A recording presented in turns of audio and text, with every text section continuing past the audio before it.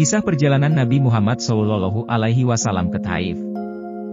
Dan 9 nasihat Nabi yang bisa kita maknai dalam kehidupan. Selama 9 tahun, sejak masa kerasulan, baginda Nabi Muhammad SAW telah berusaha menyampaikan ajaran Islam, dan mengusahakan hidayah, serta perbaikan kaumnya di Makkah. Namun, kebanyakan orang-orang Makkah selalu menyakiti, memperolok-olok, dan berbuat semena-mena terhadap baginda Nabi SAW dan para sahabat, kecuali sekelompok kecil orang yang sudah masuk Islam, dan beberapa orang yang selalu membantu beliau, walaupun belum masuk Islam. Paman baginda Nabi SAW, Abu Thalib, termasuk orang yang baik hatinya, meskipun belum masuk Islam. Dia selalu membantu baginda Nabi SAW dalam segala bentuk. Pada tahun ke-10 kenabian, ketika Abu Thalib meninggal dunia, kaum kafir mendapat kesempatan untuk mencegah perkembangan Islam, dan menyakiti kaum muslimin secara lebih leluasa. Baginda Rasulullah SAW pun pergi ke Taif, yang didiami kabilah Sakif, yang berjumlah besar, dengan harapan apabila kabilah tersebut masuk Islam, kaum muslimin akan terbebas dari berbagai penderitaan, dan Taif akan menjadi pondasi penyebaran agama. Setibanya di Taif, baginda Nabi SAW langsung menemui 3 orang yang ditokohkan.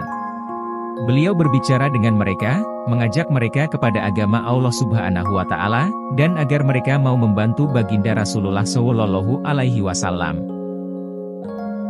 Akan tetapi, mereka bukannya menerima, atau paling tidak, berlaku sopan kepada tamu yang baru datang, sebagaimana adat bangsa Arab yang terkenal dengan memuliakan tamu, bahkan mereka tanpa basa-basi menyambut beliau dengan sikap dan akhlak yang sangat buruk.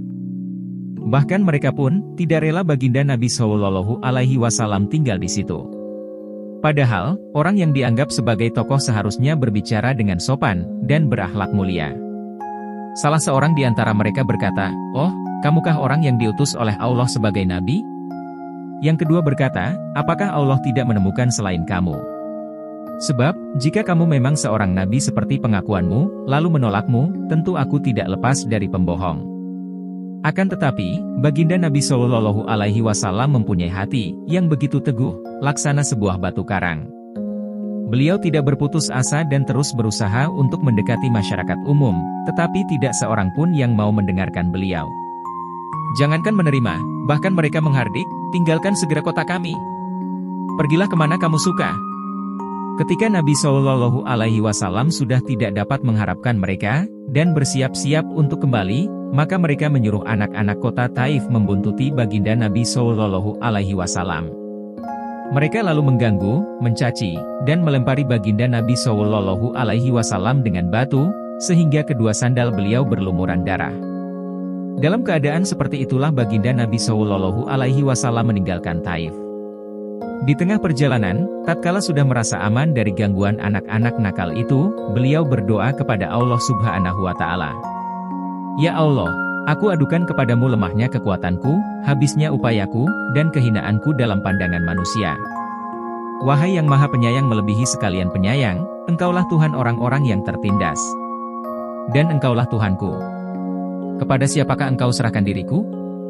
Kepada orang asing, yang akan memandangku dengan muka masam, atau kepada musuh yang Engkau kuasakan kepadanya segala urusanku?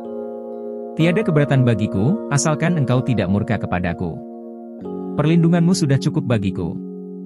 Aku berlindung kepadamu, dengan nur zat-Mu yang menyinari segala kegelapan, dan dengannya menjadi baik segala urusan dunia dan akhirat.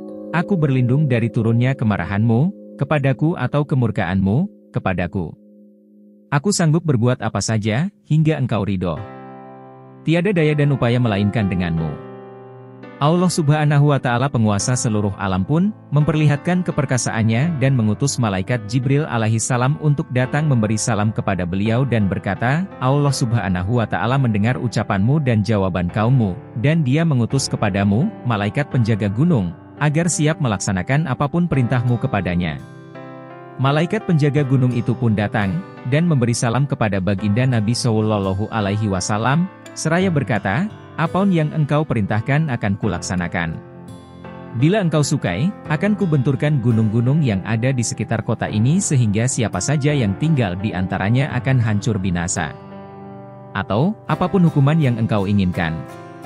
Baginda Rasulullah Shallallahu Alaihi Wasallam, yang bersifat penyayang dan mulia ini menjawab, "Aku hanya berharap kepada Allah Subhanahu wa Ta'ala, seandainya saat ini mereka tidak menerima Islam, semoga kelak di antara keturunan mereka, akan lahir orang-orang yang menyembah dan beribadah kepada Allah Subhanahu wa Ta'ala."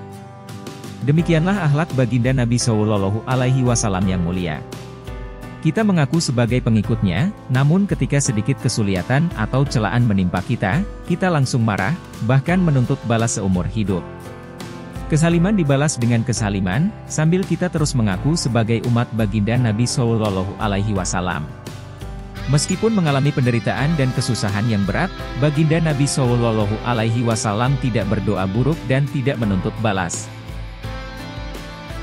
Berikut ini ada 9 nasihat baginda Nabi Shallallahu Alaihi Wasallam, semoga ada hikmah dan sedikit masukan ke dalam diri kita masing-masing. 1. Berusahalah selalu untuk unggul dalam kebajikan dan kebenaran. 2. Jihad terbesar perjuangan. Perjuangan adalah melawan jiwamu sendiri, untuk melawan kejahatan di dalam dirimu. 3. Yang terkuat di antara kamu adalah orang yang mengendalikan amarahnya. 4. Yang terbaik di antara kamu adalah orang yang tidak menyakiti orang lain dengan lidah dan tangannya. 5. Kekayaan tidak berasal dari banyak hal, baik duniawi tetapi dari pikiran yang puas. 6. Rumah terbaik adalah rumah tempat seorang yatim piatu mendapatkan cinta dan kebaikan. 7. Beri makan yang lapar dan kunjungi orang yang sakit, dan bebaskan yang tertawan jika dia dikurung secara tidak adil. Membantu setiap orang yang tertindas baik muslim atau non-muslim. 8. Kekayaan terbesar adalah kekayaan jiwa. 9. Jauhilah dengki, karena dengki memakan amal kebaikan, sebagaimana api memakan kayu bakar.